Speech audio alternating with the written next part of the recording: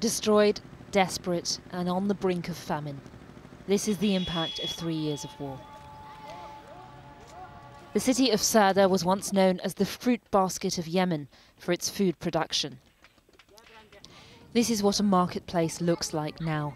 Heavy bombing has left it only used by stray dogs. The area is under Houthi control on the border with Saudi Arabia, and so has been severely affected. This shack is being used as a temporary health centre. Here, 11-month-old Nasser is treated with a fortified peanut-based food.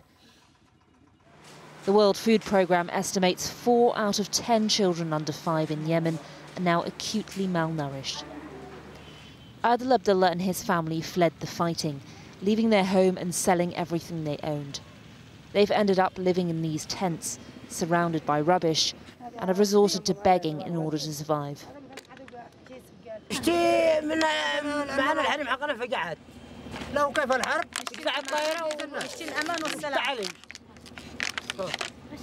كل ساعة خليك تسلم خليك كل ساعة وقزعت مقزعة كل ساعة المهم أشوف الطائرة خوف يا أخي خوف والله ما أكذب عليك ما تقول لي كيف الواحد كيف ما نشتي السلام والأمان. But the prospect of peace is a distant one. With the UN's repeated attempts to broker it having failed, Yemen's war seems increasingly entrenched. On one side, the Houthi rebels, trying to keep control of key parts of the country. On the other, pro-government militias backed by the Saudi-led coalition. In recent days, they've intensified their advance to try and take the port city of Hodeida. والآن هم مستعدون لاقتحام الحديدة والقوات ما زالت في توافد شديد وأخواننا مستعدين للتعزيز في أي وقت والألوية منتظرة كل واحد منتظر دوره بفارغ الصبر ولله الحمد وهذا بسبب توفيق من الله وإن شاء الله غدا أو بعد غدا تسمعون أخبار طيبة عن الحديدة بإذن الله سوف نسحقهم كما تسحق الضر بإذن الله. The city has become militarized, with half the population having fled.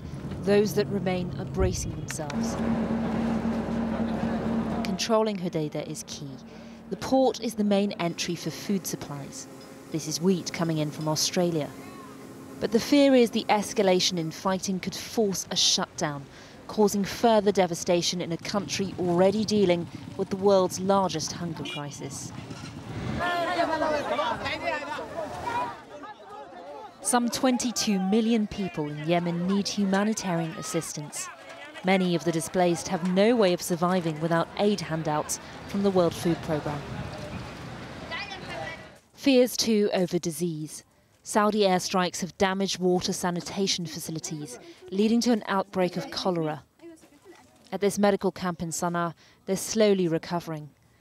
But the UN believes Yemen could be one airstrike away from an unstoppable epidemic. Fatima Manji reporting. Earlier, I spoke to Stephen Anderson, director of the UN's food programme in Yemen. I began asking him what makes the situation now quite so critical. There has been a concerted attempt to actually capture Hodeida by the Saudi-led coalition. And this has provoked a massive displacement of people, well over 300,000 people, potentially engulfing the port of Hodeida, which is a critical lifeline for northwestern Yemen, where most of the Yemeni population actually lives. And I gather one of the very big threats is cholera. We had the world's worst outbreak in modern time last year, with over 1 million people infected. And of course, the population is already in a highly weakened state due to hunger in Yemen. But clearly the UN have begged the Saudis and others to stop. But is there any sign of any kind of local negotiation? Is anybody talking to anybody?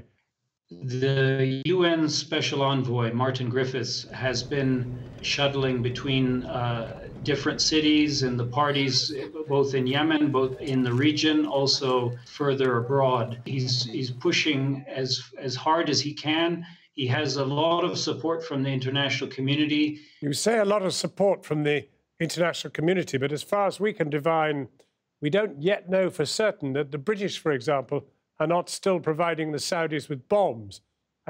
International community must surely mean that everybody who has anything to do with this conflict has got to pull back. Getting all the players to at least to halt the current situation as it's unfolding in Hodeida is a must from our perspective.